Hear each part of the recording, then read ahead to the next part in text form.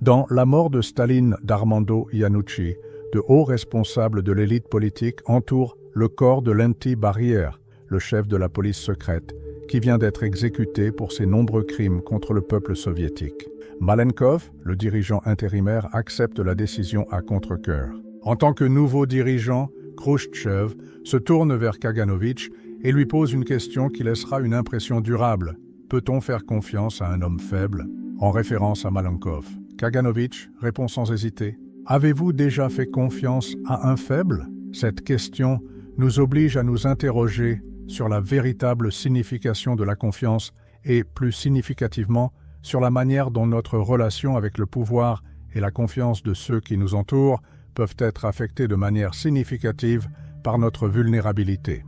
Nous pensons que la faiblesse est neutre et qu'il existe à la fois des personnes fortes qui n'agissent pas toujours de manière morale et des personnes faibles qui ont bon cœur. Or, le film nous offre un autre point de vue en présentant la fragilité comme quelque chose d'enfermant et de presque incapable de susciter la confiance. Et quand on y réfléchit, on se rend compte que la faiblesse peut en fait nous freiner et nous empêcher d'avancer dans de nombreuses circonstances. J'ai choisi d'aborder ce sujet parce que nous allons nous confronter aujourd'hui à la réalité de la faiblesse et apprendre pourquoi elle a tant troublé le philosophe allemand Friedrich Nietzsche. Nietzsche pensait que la faiblesse n'était pas une qualité que l'on pouvait ignorer ou considérer comme neutre. Un aspect néfaste de la faiblesse, selon lui, est l'incapacité à être vrai avec soi-même et avec le monde extérieur. Et c'est là que nous commençons à comprendre ces réflexions. Nous examinerons la force et la faiblesse sous un angle différent, qui peut modifier la façon dont vous envisagez vos propres décisions et même vos relations. Nous verrons pourquoi Nietzsche pense que la faiblesse et le malheur vont de pair, pourquoi la force est la seule chose qui puisse vraiment être bonne et pourquoi l'honnêteté est la clé de tout. Gardez à l'esprit qu'il ne s'agit que d'une partie des réflexions de Nietzsche sur la faiblesse. Ce que je vous propose ici, ce sont des éléments qui peuvent vous aider à approfondir votre réflexion et qui font sens dans les circonstances que nous vivons actuellement. Tout commence par l'idée fondamentale de Nietzsche, selon laquelle la faiblesse est en réalité une forme de malhonnêteté. Prenons l'exemple d'un autre récit, au ton plus sombre. Dans l'une des nouvelles de Dostoïevski, une jeune femme nommée Nastenka est l'objet de l'amour intense du protagoniste. Ils discutent de leur vie commune pendant quelques soirées. Elle se laisse aller et avoue qu'elle est amoureuse d'un autre qui, selon elle, l'a quittée. Au fil du temps, Nastenka semble apprécier notre protagoniste, allant même jusqu'à envisager de rester avec lui. Cependant, le protagoniste se retrouve seul et dévasté lorsque l'ancien amant de Nastenka réapparaît à la dernière seconde et qu'elle se précipite vers lui. Ces tentatives pour se persuader qu'il est satisfait des circonstances sont ce qui rend cette situation intrigante. Au moins, elle est heureuse maintenant, se rassure-t-il. Cependant, à l'intérieur, il y a toujours un chagrin et un besoin non résolu. Cette histoire illustre la définition de Nietzsche de la faiblesse et de la malhonnêteté qui y est associée. Il s'agit de ne pas être capable d'être honnête avec ses sentiments, même lorsque cela fait mal, plutôt que d'être faible ou peu sûr de soi. Plusieurs écrits de Nietzsche sont imprégnés de sa perception de la malhonnêteté et de la faiblesse. En particulier, par-delà le bien et le mal, et ainsi parlait Zarathustra. Selon lui, le fait de laisser les circonstances et les désirs non satisfaits gouverner sa vie et d'être incapable d'agir conformément à sa propre volonté constitue une véritable faiblesse. La question qui se pose alors est la suivante. Combien de fois agissons-nous comme si tout allait bien, alors qu'au fond de nous-mêmes, nous voudrions exprimer nos sentiments au monde entier?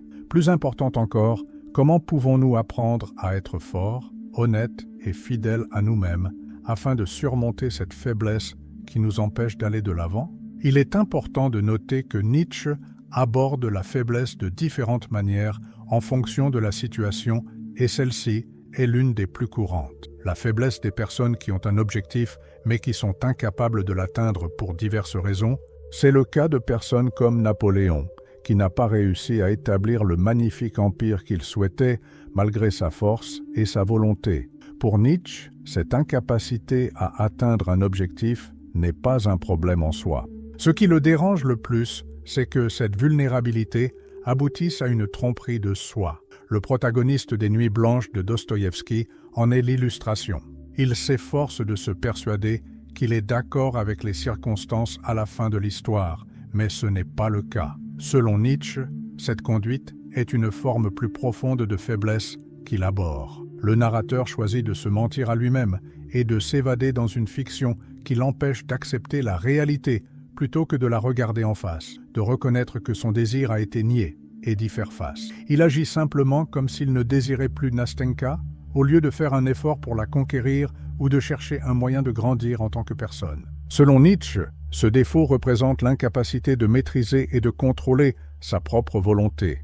Il s'agit simplement d'une tentative d'éviter une réalité douloureuse. Il n'y a pas de progrès réel. Selon Nietzsche, cette faiblesse peut se transformer en amertume et en colère dans les cas les plus graves. Selon la généalogie de la morale de Nietzsche, les gens commencent à mépriser leurs propres désirs lorsqu'ils ne parviennent pas à obtenir ce qu'ils recherchent vraiment, qu'il s'agisse d'indépendance, d'amour, de pouvoir ou de reconnaissance. Ils préfèrent se dire qu'ils n'ont pas vraiment voulu échouer plutôt que de le reconnaître, transformant ainsi ce qu'ils appréciaient autrefois en quelque chose de vil. Nietzsche aborde les faiblesses internes, celles qui nous lient de l'intérieur, en allant bien au-delà des déficiences externes et en approfondissant des aspects plus subtils. Il cite comme l'une de ses faiblesses la poursuite déculpabilisée de ses propres intérêts, au mépris des principes moraux et sans toujours tenir compte du bien-être d'autrui. Il condamne l'hédonisme pour son manque d'auto-organisation plutôt que pour son immoralité. Avant d'entrer dans le vif du sujet, il est important de garder à l'esprit que le concept de volonté chez Nietzsche est nuancé et vivement contesté. Tout au long de son œuvre, et notamment dans ses publications posthumes, il revient lui-même sur quelques points. Dans ses dernières œuvres, Nietzsche commence à utiliser le mot « faiblesse » dans un sens complètement différent. La faiblesse est désormais un concept beaucoup plus profond qui a trait à la manière dont une personne organise sa propre volonté plutôt qu'à une simple question de force physique ou extérieure. Nietzsche avait une perspective distincte sur la volonté, comme si notre esprit était composé de multiples forces internes qui rivalisent pour nous diriger dans différentes directions, tout en tirant chacune dans une direction différente. Bien que ce concept puisse sembler abstrait, il s'aligne parfaitement sur les réalités de notre vie quotidienne. Imaginez que vous souhaitiez préparer une tasse de thé à un moment donné, mais que vous décidiez de cuisiner autre chose à la place. Vous voulez aller au magasin et acheter quelque chose de différent à grignoter avant de prendre une décision. Ces impulsions apparemment insignifiantes, chacune tirant dans une direction différente, peuvent nous laisser confus et sans direction claire si elles ne sont pas organisées de manière logique. C'est à ce moment-là que Nietzsche parle de volonté désordonnée. Nous sommes paralysés et incapables de prendre des mesures décisives dans la direction que nous désirons lorsque nous sommes incapables de nous concentrer et d'organiser nos désirs. Comme vous pouvez le constater, cela est lié au concept de faiblesse dont il a parlé précédemment. Nous finissons par abandonner nos objectifs et nos aspirations si nous sommes incapables de prendre des décisions cohérentes et de nous y tenir. Sans valeur forte pour nous guider, ce manque de direction nous pousse à devenir nihilistes et à cesser d'accomplir quoi que ce soit de valable. Le roi Édouard II d'Angleterre en est une illustration fascinante. Malgré toute l'autorité du roi et une puissance physique considérable, sa mentalité était instable et sujette à l'influence des favoris de la cour. Il était si inconstant qu'il a fini par perdre sa couronne et, malheureusement, sa vie. Monarque puissant mais manquant de maîtrise de soi, il a été renversé par sa propre fragilité. L'idée de l'engagement, l'acte de se consacrer véritablement à quelque chose, est une autre idée importante dans la philosophie de Nietzsche. Nietzsche explique la dernière phase de l'Übermensch, le surhomme, dans Ainsi parlait Zarathustra. Ce stade représente la capacité d'établir et d'adhérer à ses propres idéaux, en dirigeant son comportement conformément aux préceptes qu'il a lui-même choisis. À ce stade, l'Übermensch trace sa propre voie et évite le nihilisme de la dispersion et de l'inaction, où la volonté est fragmentée en tant de directions différentes qu'elle ne s'engage à rien. Nietzsche discutait de la manière de donner à notre volonté un but et une direction afin que nous puissions vivre en accord avec nos véritables désirs. et pas seulement de la manière de devenir plus fort. La notion de faiblesse chez Nietzsche et l'idée de se conquérir soi-même sont étroitement liées. Cela peut sembler complexe à première vue, car Nietzsche utilise le terme de manière sophistiquée, mais il s'agit essentiellement de la capacité de la volonté à s'aligner et à aller dans une seule direction. En d'autres termes, le dépassement de soi est le résultat de la capacité de la volonté à exercer un pouvoir sur elle-même. Nietzsche utilise les concepts de force et de faiblesse différemment de ce à quoi nous sommes habitués. Atteindre des objectifs n'est qu'un aspect de la puissance. Un autre est de vaincre l'opposition, en particulier la résistance interne. Cela revient à maintenir sa détermination et sa concentration, un peu comme une intention inébranlable. Il s'agit d'une résolution inébranlable, d'une force intérieure qui vous permet de rester concentré. Malenkov, dans le film La mort de Staline, en est un exemple. Il est sous-entendu qu'il n'a pas de volonté forte et qu'il change en fonction des opinions des personnes qui l'entourent. Il présente essentiellement la fragilité que Nietzsche condamnerait, l'incapacité de résister aux pressions extérieures et de maintenir une position authentiquement propre. Les personnes qui ont le plus influencé Malenkov récemment possèdent sa volonté, pas lui. Bien entendu, il ne s'agit pas d'une évaluation historique du véritable Malenkov. Il s'agit simplement d'une représentation dans le film. Ce type de faiblesse était détesté par Nietzsche. Un tel comportement est condamné même par les personnages de la mort de Staline. Il est impossible de faire confiance à de telles personnes, que ce soit à elles-mêmes ou aux autres. La valeur des propos d'une personne est diminuée lorsqu'elle est incohérente. Byung-Chul Han, philosophe, affirme que la confiance est nécessaire pour combler ce fossé entre l'information et le contrôle. Comme nous ne pouvons jamais être certains de ce que les gens feront, nous nous appuyons sur la confiance pour parier sur le fait qu'ils respecteront leurs engagements.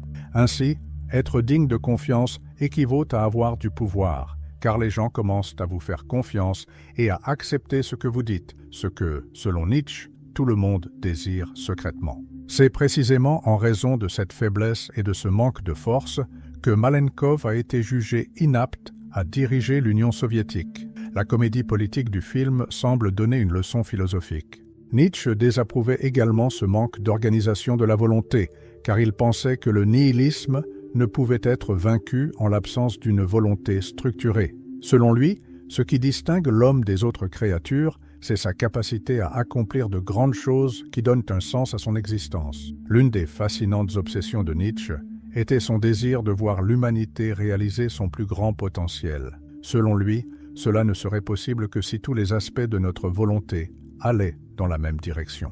Il affirme que sans une volonté forte et conforme à notre contrôle, il est impossible de vivre une vie qui ait un véritable sens. Bien qu'il s'agisse d'une question pratique, ce n'est pas la seule. Il existe également un problème philosophique plus profond. Sans cette cohérence, il est peu probable que les personnes qui nous entourent nous fassent confiance, ce qui rend nos objectifs difficiles à atteindre. Sans une volonté forte et bien organisée, Nietzsche pensait que toute épreuve ou adversité pouvait nous conduire directement au nihilisme et au mépris de la vie. Ce concept, qui est au cœur de la philosophie de Nietzsche, nous aide à comprendre que la faiblesse n'est pas aussi anodine qu'elle le paraît souvent. Cela vous semble-t-il familier? En plus d'empêcher les autres de nous faire confiance, une volonté désordonnée nous empêche d'avoir confiance en nous-mêmes. De plus, ce manque de confiance est susceptible de miner toutes les facettes de notre existence. À la lumière de ce qui précède, examinons l'une des positions les plus controversées de Nietzsche, l'idée que la compassion chez l'homme n'est pas aussi pure qu'il n'y paraît à première vue. Cette émotion peut souvent lui être très préjudiciable. Nous apprenons généralement à prendre soin des autres dans des circonstances plus vulnérables dès notre plus jeune âge, et la compassion est typiquement la voie empruntée pour cela. Néanmoins, contrairement à la croyance populaire, Nietzsche ne prône pas la cruauté ou l'abus d'autorité. Selon lui, cette attitude est le signe d'une insécurité, un peu comme un adulte qui se réjouit d'avoir battu un jeune dans un match de tennis. Cependant, il voyait dans l'utilisation de la compassion comme outil d'incitation à l'aide un certain manque de vérité et la possibilité d'effets néfastes imprévus, et il était très sceptique à cet égard. Ce point de vue est discutable, comme c'est le cas pour les théories de Nietzsche. En outre, même s'il contient des informations utiles, Ne vous sentez pas obligé d'être d'accord avec tout ce que Nietzsche a dit. Il ne s'agit pas d'une vérité absolue pour autant. Selon Nietzsche, un aspect majeur de la psychologie humaine est la recherche du pouvoir. Selon lui, notre besoin de pouvoir, que ce soit sur nous-mêmes ou sur le monde extérieur, influence toute une série d'actions, notamment les aspirations professionnelles, l'accumulation de fortune, les comportements d'abnégation et même le martyre. Nietzsche pensait que la compassion était étroitement liée à cette dynamique du pouvoir, en particulier lorsqu'elle était nécessaire. Nietzsche considérait la compassion comme une forme d'arme secrète lorsqu'elle émanait de personnes ayant peu d'autorité. Plutôt que d'agir directement, ces personnes utilisent l'empathie pour solliciter l'aide d'autrui sans nécessairement accepter une obligation ou une dette en échange. Demander de l'aide à un ami ou conclure un accord sur un pied d'égalité est très différent de cela. Selon Nietzsche, ceux qui demandent de la sympathie sans rien attendre en retour passent pour des personnes sans défense, presque immatures, comme s'ils disaient « il faut que quelqu'un le fasse pour moi, il faut que quelqu'un le fasse pour moi, car je suis incapable de le faire seul ». Selon Nietzsche, c'est malhonnête. De plus, il pensait que les partenariats fondés sur l'honnêteté sont très appréciés dans la nature. Par exemple, lorsque quelqu'un se moque des personnes plus fortes dans une plaisanterie, il dit quelque chose comme « Oh, ne me frappez pas, je ne suis qu'un pauvre imbécile », lorsqu'il reçoit une réponse similaire. En utilisant une fragilité fictive comme bouclier, cette technique de manipulation cherche à influencer les gens en faisant appel à leur sympathie. Nietzsche avait deux objections fondamentales contre la pitié. Tout d'abord, cette méthode qui consiste à contrôler les gens sans assumer la responsabilité de ses propres exigences est malhonnête. D'autre part, parce qu'il estime que cette dynamique ne présente pas d'avantage à long terme. Selon Nietzsche, dépendre de la sympathie pour se maintenir à flot peut être efficace à court terme, mais une fois que l'on comprend que l'on n'obtient jamais vraiment ce que l'on veut, cela finit par provoquer un sentiment de dévalorisation et de vide. En fin de compte, la recherche de la sympathie peut même être une tentative d'améliorer une situation difficile, mais la situation reste défavorable à l'intérieur. Selon Nietzsche, la véritable force et l'authenticité viennent du fait que l'on affronte nos défis de front, honnêtement et de manière responsable, plutôt que de compter sur les autres pour les gérer. Examinons l'une des idées les plus puissantes de Nietzsche concernant la compassion et la générosité. Il considérait la sympathie comme une couverture, en particulier lorsqu'elle émanait d'une personne plus forte. Lorsque quelqu'un est si fort et si sûr de lui qu'il aide les autres parce qu'il le veut et parce que sa coupe déborde, c'est tout à fait différent. Être sincèrement compatissant est une chose très différente que d'essayer de contrôler. Selon Nietzsche, la pitié est un piège qui affaiblit l'autre et nourrit une dépendance. Elle est malhonnête, même si elle provient d'une position d'autorité. Selon lui, tout ce qui comporte un soupçon de malhonnêteté est méprisé par la nature elle-même. Prenons l'exemple d'une relation abusive pour mieux la comprendre. Une personne violente peut employer des méthodes trompeuses pour rendre sa relation dépendante d'elle. La tactique peut consister à saper les compétences de son partenaire au point de le persuader qu'il serait incapable de fonctionner sans lui. L'individu finit par y croire, faute de preuves fraîches du contraire. Nietzsche assimile ce type de contrôle à de la sympathie cachée. Le désir de maintenir l'incarcération de l'autre, tout en lui volant son indépendance, à des fins personnelles. Imaginez maintenant que la victime de la relation avoue même être accablée par la vie et demande de l'aide.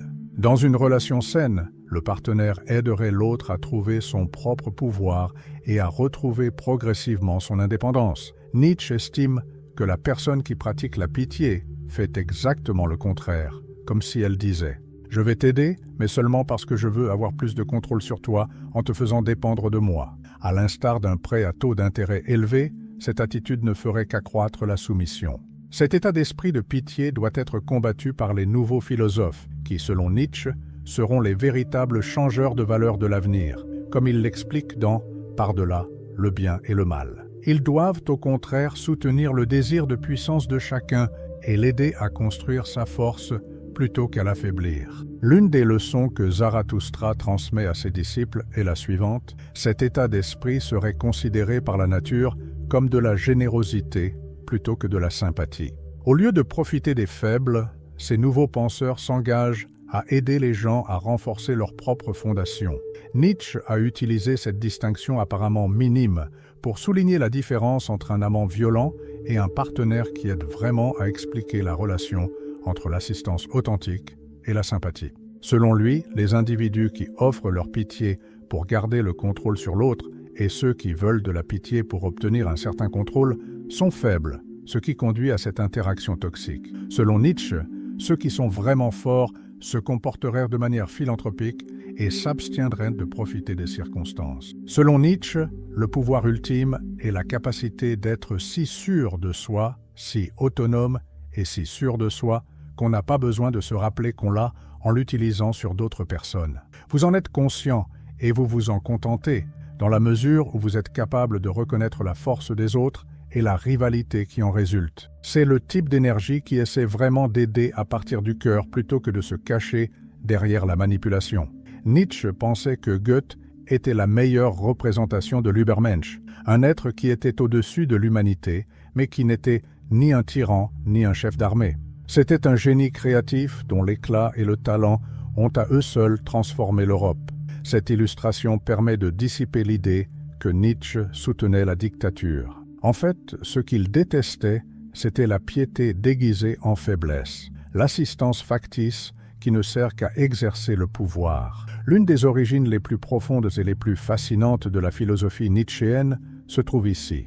Le rejet d'une vie basée sur la faiblesse et la poursuite d'une véritable affirmation de l'existence. Avez-vous déjà réfléchi à la manière dont nous devrions évaluer une philosophie de vie?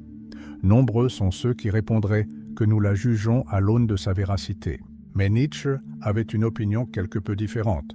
Il n'était pas en désaccord avec le concept de vérité, mais il pensait qu'il était impossible d'évaluer des idées qui traitaient de la valeur de la vie ou de la manière de la vivre. En fin de compte, chacun d'entre nous est prisonnier de sa propre perspective, et notre expérience se limite à ce que nous avons personnellement vécu. Nous oublions que nous n'avons accès qu'à notre monde intérieur lorsque nous parlons de la vie extérieure. Nous ne sommes même pas capables de regarder la vie objectivement de l'extérieur. Nietzsche s'est dissocié du pessimisme et des idées qui y sont associées parce qu'il a vu qu'il était ridicule d'essayer d'évaluer la vie dans son ensemble, en dehors des expériences de chaque individu. Puisque nous sommes incapables d'évaluer la vie de manière objective ou logique, Nietzsche nous présente une option. Nous pouvons soit accepter la vie et la considérer comme positive, soit la rejeter et la considérer comme négative. Cependant, chaque décision comporte un piège. Si accepter la vie est un défi de taille, peut-être l'un des plus grands, la refuser est un chemin qui mène à l'autodestruction. C'est à ce moment-là que Nietzsche présente l'idée intrigante de la mort fati, ou amour du destin.